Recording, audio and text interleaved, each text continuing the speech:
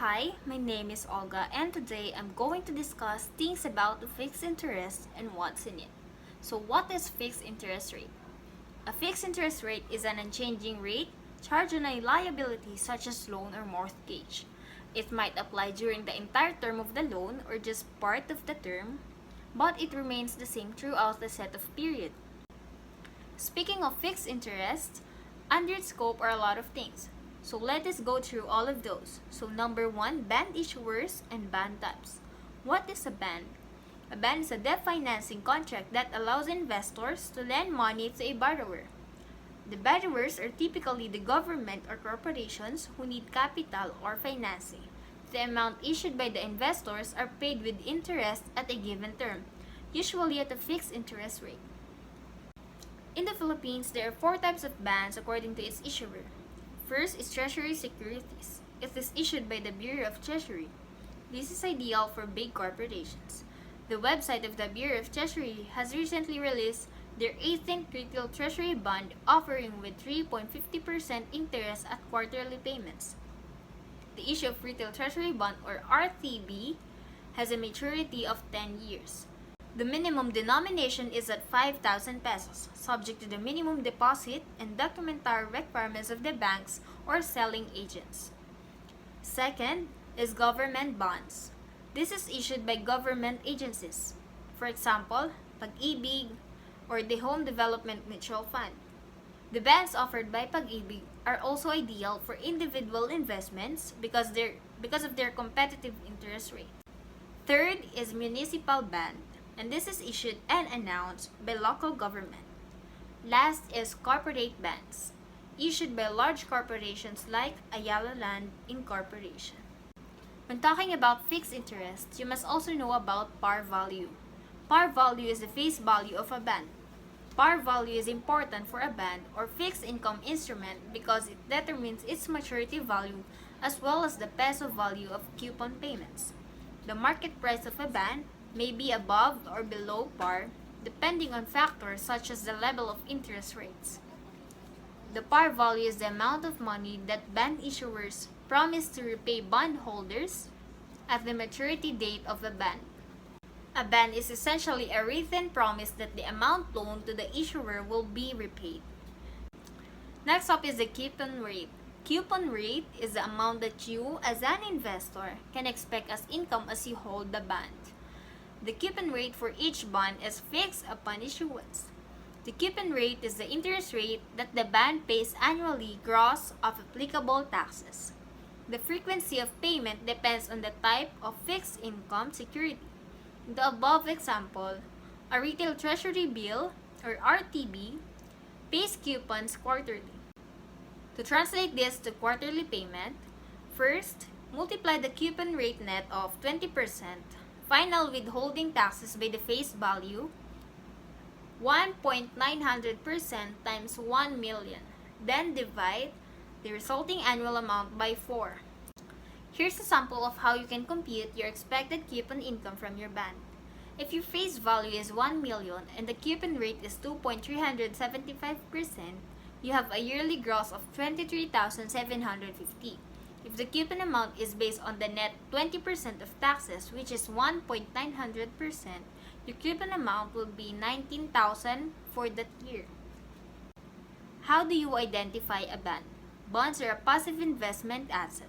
It serves as proof that its issuer, either the government or private corporation, has borrowed money from you and they will pay you what you're owed, plus periodic interest payments over the period indicated on your bond's term. Let's say that the government has an infrastructure project that will cost them 50 billion pesos. After the government exercises all their possible options for funding, they may find that they're still short of 5 billion pesos. So one solution is to issue multiple bonds totaling to that amount, but promising to pay it back after several years plus interest. Individuals, organizations, and foreign governments can buy these bonds in exchange for the money the government needs and will be known as creditors or debt holders. After the specified bond tenure has passed, the bond matures and creditors can claim their debt plus the interest that they're entitled to. Bonds in the Philippines can be classified into two: government bonds and corporate bonds. Government bonds, also known as sovereign bonds, are either placed up for the auction with institutions that have the capacity to distribute it further to the retail investors or sold directly to the general public. Corporate bonds are those issued by private corporations listed on the stock exchange. Corporations may issue bonds to investors to expand their business or sustain their operations. Where do you buy bonds? Easy. The most common is in treasury.gov.ph. The website is actually really user-friendly. You just have to log in, and there are a lot of things in the website that would help you in buying a bond. Also, you can buy bonds through brokers in the secondary market. This will entail additional brokerage fees on top of your withholding tax. Bond funds. These aren't exactly bonds, but pooled investment funds by authorized financial institutions and companies. Your profits come from bond investment where the investors' pooled money was invested in. Examples in these funds include mutual funds and unit investment trust funds. So talking about bond ownership, bonds are the best choice for conservative Filipinos who want safe investments. As opposed to taking a gamble on the stock market, bonds are not directly affected by the highs and lows of the stock market, so it's less likely that you will incur losses. It is the better option for people who prefer the predictable passive income from the periodic interest that their bonds receive.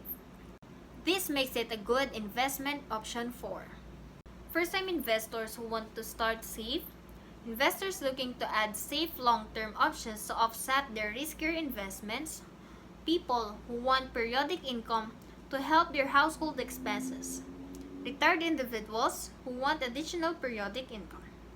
So how do you invest in bonds? To start investing, you will need a tax identification number, or all profits from your bonds are subject to 20% tax, a bank account, and at least 10,000 pesos in capital to buy bonds. Compared to investments like stocks and mutual funds, where you risk incurring a loss depending on market conditions, sovereign bonds are considered as relatively risk-free, as the risk of the government defaulting is relatively low. With the country's steady economic growth, it's unlikely that the Philippine government will be unable to pay its bonds when the time comes. However, take note that this isn't an investment that guarantees 100% safety from risk. Major events like a revolution or a country defaulting due to a huge foreign debt is possible. However, this is unlikely to happen in the Philippines where growth is relatively stable. How is a bond tax?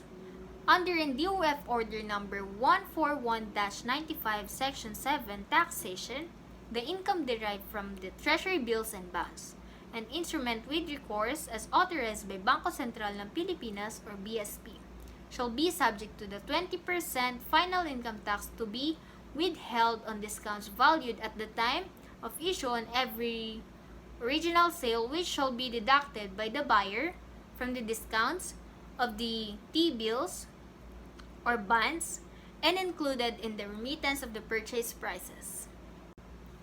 In the case of treasury bonds, the 20% final income tax shall be withheld on discounts valued at present value on every original sale. Periodic coupon payments on treasury bonds shall be subject to the 20% final income tax to be withheld at the time the coupon payments are made. The documentary stamp tax on the original issue shall be for the account of the issuer. No other taxes shall be collected on subsequent trading of the securities which have been subjected to tax under the first two paragraphs herein. Advantages of buying bonds in the Philippines: relatively less risk. Whether you buy Philippine sovereign bonds or corporate bonds, it is relatively safer option because it is much less volatile compared to other forms of investments that can fluctuate depending on the market trends. So portfolio diversification. As the saying goes, don't pull So portfolio diversification. As the saying goes, don't pull all your eggs in one basket. If you're planning on investing in multiple investment products, the low risk features of bonds can offset potential losses that high risk investments may incur. So fixed income, depending on the type of bonds you buy, interest can be paid periodically, giving you fixed passive income on top of your other sources of income or revenue. Better interest income. Other low risk, interest based options like savings account and time deposits offer low interest rates. The income you receive from bonds is much higher compared to the other two. Disadvantages of buying bonds. There is still risk of default. As mentioned earlier, buying bonds is not 100% risk free. It's unlikely that the Philippines may undergo a scenario wherein economic growth suddenly plummets and it defaults due to its debts. But the chance of it happening exists, albeit being remote at this point. As for corporate bonds, creditors are prioritized over stockholders, but that doesn't guarantee that you'll be paid in full depending on the corporation's amount of debt upon liquidation. Opportunity costs. Bonds are the relatively safer option, but there's no guarantee that it will do better than the high risk or high reward investments. In many cases, the gamble investors take on stocks can greatly pay off. For bonds, the smaller profits or interest payments are steadier as committed by the issuer. Typically, in normal markets, stocks generally perform better in the long run. But in case of a recession or a decline in the market, bonds are the better option for those who want to play it safe. And that's all. Thank you.